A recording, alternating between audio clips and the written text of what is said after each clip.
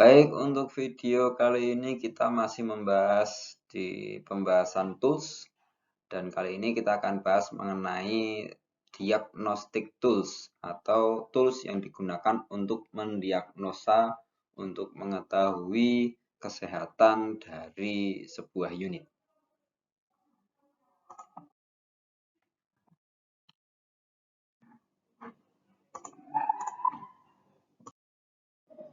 Yang pertama, multitachometer.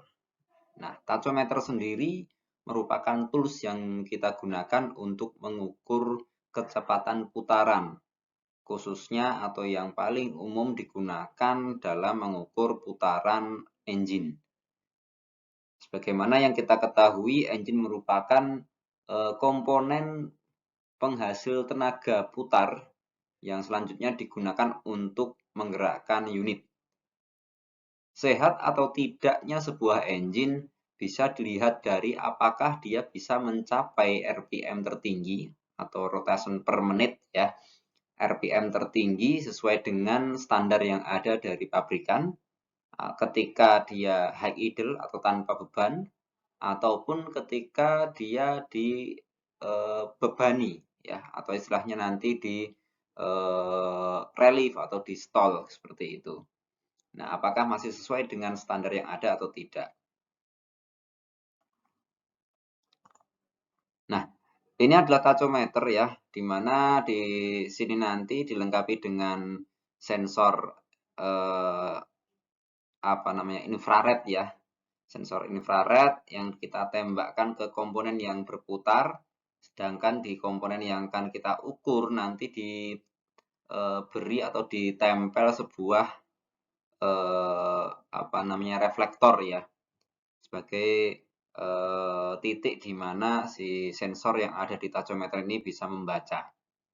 Nah, kemudian nanti akan ditampilkan di sini di layarnya ini berapa angkanya atau berapa RPM yang didapatkan dari hasil pengukuran. Nah, kemudian di sini juga ada istilahnya clamset ya. Kalau ini masih toolnya Komatsu yang jadul. Nah, ini nanti dilengkapi dengan clamset, di mana dia bisa digunakan untuk mengukur kecepatan putaran engine dilihat dari denyut yang terdapat pada pipanya FIP. Nah, jadi ketika pompa itu memompakan fuel, maka akan ada denyut yang bisa dibaca oleh clamset ini. Nah, cuman ini juga termasuk jarang digunakan, apalagi sekarang menggunakan engine yang CRI, paling umum menggunakan tool ini, atau bahkan bisa ditiadakan gitu ya, karena di monitor panel unit rata-rata juga sudah dilengkapi dengan layar yang bisa membaca RPM engine itu sendiri.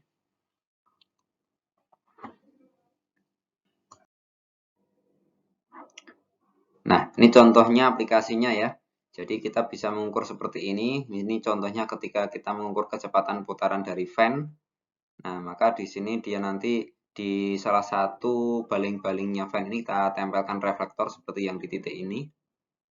Kemudian nanti ketika fan berputar, maka akan terbaca oleh sensornya ini, kemudian disambungkan atau dihubungkan ke tachometernya. Nah, atau mungkin putaran dari sisi samping juga bisa. Nah, kalau ini untuk yang engine menggunakan tempat khusus ya, memang ada tempat khususnya yang nanti bisa dipasang alat ini. Nah, tidak semua engine memiliki titik tersebut, gitu ya. Selanjutnya pressure gauge. Nah, pressure gauge sesuai dengan namanya gauge, yaitu alat yang digunakan untuk mengukur pressure, tekanan. Nah, tekanan yang bisa diukur bisa jadi tekanan udara, ataupun tekanan oli, ataupun tekanan yang lain gitu ya. Yang umum pressure gauge digunakan untuk mengukur tekanan udara dan oli. Walaupun ada juga yang digunakan untuk mengukur tekanan di areanya radiator misalnya, tapi itu juga menggunakan angin juga gitu. Nah, nanti ada macam-macam satuannya, bisa menggunakan satuan PSI, bisa menggunakan bar, atau menggunakan satuan yang lain ya. Kalau di Komatsu sendiri, umumnya menggunakan satuan kilogram per sentimeter persegi. Nah, di sini cuma Pascal, bar, atmosfer, atm, dan seterusnya ya. Tapi kalau di Komatsu sendiri umumnya menggunakan satuan kilogram per sentimeter persegi. Seperti itu. Nah, nanti ketika kita akan memasang pressure gauge, terutama yang sistem analog seperti ini, maka kita harus mengetahui kisaran pressure yang akan kita ukur terlebih dahulu. Karena pressure gauge ini memiliki batas maksimal dia bisa mengukur. Ketika kita gunakan untuk mengukur di luar jangkauannya si pressure gauge, maka pressure gauge akan rusak. Oleh karenanya, misalnya kita pengen, atau bukan pengen ya, kita mau melakukan pengukuran pada tekanan di transmisi, yang mana di situ misalnya tekanannya sekitar 30-an kilo, maka kita bisa menggunakan pressure gauge dengan maksimum atau rentang ukurnya 0 sampai 60 kilo. Sehingga ketika pressure di transmisi tadi misalnya agak naik dari standarnya pun, pressure gauge kita masih aman, tidak akan jebol seperti itu. Tapi kalau menggunakan yang digital, maka kita sudah bisa dikatakan tidak perlu lagi untuk melihat atau memperkirakan pressure-nya gitu ya, karena umumnya pressure gauge digital ini bisa sampai 600 kilo.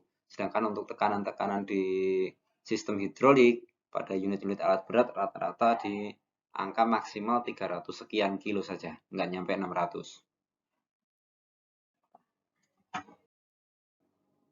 Nah, ini contoh aplikasinya ya, digunakan untuk mengukur tekanan pada tire ya, digunakan untuk mengukur, kalau ini pressure gauge yang digunakan untuk mengukur tekanannya freon. Nah, ini pressure gauge digunakan untuk mengukur tekanan kompresi, ya, ini gambar engine-nya, nah, ukur tekanan kompresi. Nah, dan bisa masih banyak lagi ya aplikasi dari pressure gauge ini. Kemudian termometer. Nah, termometer yang kita ketahui kan digunakan untuk mengukur suhu ya, atau temperatur. Nah, nanti macam-macam, ada termometer klinis, ada dinding, ada six baleni, optik ya. Tapi kalau di kita termometer ini untuk di alat berat ya. Nah, ini biasanya digunakan untuk mengukur ya panasnya udara exhaustnya engine misalnya, atau digunakan untuk mengukur temperatur oli dan lain sebagainya. Nah, ini termogan ya. Jadi termometer tinggal tembak saja, karena bentuknya kayak pistol disebut dengan istilahnya termogan. Sehingga kita untuk nembaknya, karena di sini udah ada sensor infrared, ya tinggal ditembakkan saja ke titik yang akan kita lakukan pengukuran. Nah, kalau yang seperti ini nanti kita harus memasang sensornya ini terlebih dahulu ya. Ada yang flexible sensor, ada bar sensor, ada surface sensor.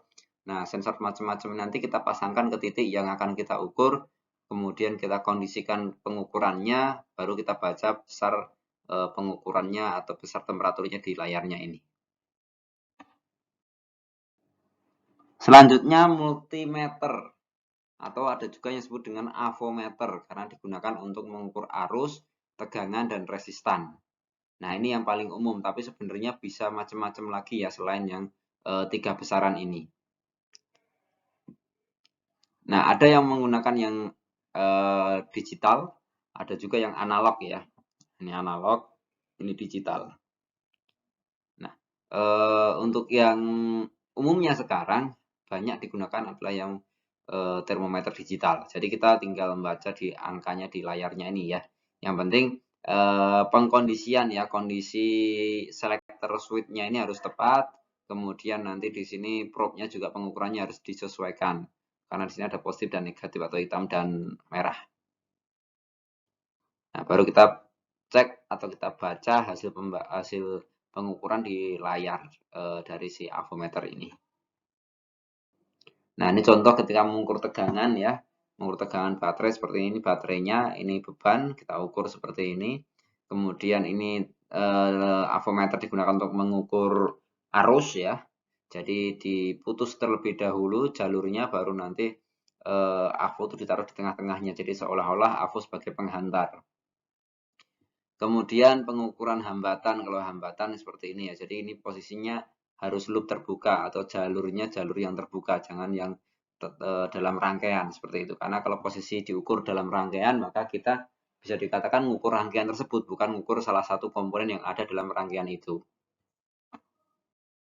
Alat ukur selanjutnya adalah hidrometer atau floating beam hidrometer. Nah, hidrometer sendiri digunakan untuk mengukur berat jenis. Yang mana kalau kita gunakan di alat berat, kita bisa gunakan untuk mengukur elektrolit atau berat jenis dari elektrolit air baterai atau air aki. Nah, cara penggunaannya cukup simpel ya. Nah, kita nanti gunakan pipet untuk mengambil sampling dari air baterai ini tadi, dari salah satu sel air baterai, kemudian kita lihat nanti floating beam-nya ini menunjukkan angka berapa yang ditunjukkan pada garis permukaan elektrolit itu sendiri. Jadi dia nanti akan melampung seperti ini. Nah, angka yang setara dengan permukaan elektrolit di tabung tersebut atau di pipet tersebut. Nah, itulah angka yang menunjukkan berapa nilai dari berat jenis elektrolit tersebut.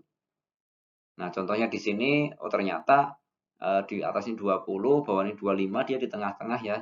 Nah, jadi kurang lebih di angka 22,5 berat jenis dari elektrolit. Dan ini enggak ada satuannya ya. Ya, cuman 2,5 gitu aja. Enggak menggunakan satuan. Baru kita bandingkan dengan standar elektrolit baterai ya, di mana elektrolit baterai itu paling tidak di angka 27,5. Itu menunjukkan baterainya bagus. Nah, jika didapatkan data hasil pengukuran kok 22,5, ya berarti ini baterai sudah mau habis gitu ya untuk tegangannya, jadi harus di recharge atau mungkin bisa jadi diganti kalau memang tidak bisa dilakukan recharge.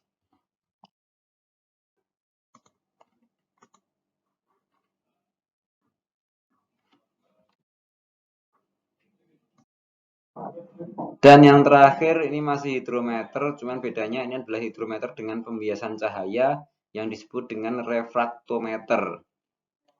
Nah, kalau di sini pertama nanti kita bersihkan terlebih dahulu lensanya ini ya, kacanya ini dan penutupnya menggunakan ya misalnya tisu atau apa ya untuk membersihkan. Setelah bersih, kita apa namanya kalibrasi terlebih dahulu ya. Dimana untuk kalibrasinya kita teteskan air H2O murni di permukaan atau di lensanya ini, kemudian kita tutup. Setelah ditutup, kita lihat dengan cara seperti gambar ini. Jadi kita tempelkan bagian belakang ini ke mata kita, kemudian dengan salah satu mata tertutup, ya mata yang satunya tentunya ya. Nah, ditutup, kemudian kita lihat dalamnya nanti akan seperti ini kurang lebih. Nah, salah satunya juga nanti akan menunjukkan berapa nilai berat jenis dari air baterai tersebut. Nah, tapi kalau untuk kalibrasi, ini harus di angka 0 ya. Contohnya di sini, ini posisi kalau kalibrasi harus di angka 0 ini. Harus di garis bawahnya ini. Nah, ternyata kok nggak sesuai, bagaimana caranya? Nah, bagian atasnya ini ada semacam baut ya, atau skrup ya, screw gitu ya. Nah, nanti kita gunakan tool berupa screwdriver untuk memutar menyesuaikan agar permukaan dari perbedaan warna ya antara bawah dan atas nanti segaris dengan garis nolnya ini. Nah, setelah selesai kalibrasi udah dinolkan, baru kita gunakan untuk mengukur berat jenis elektrolit baterai. Tentunya pertama kita harus bersihkan kembali baik lensa maupun penutupnya, kemudian kita tetesin air elektrolit baterai.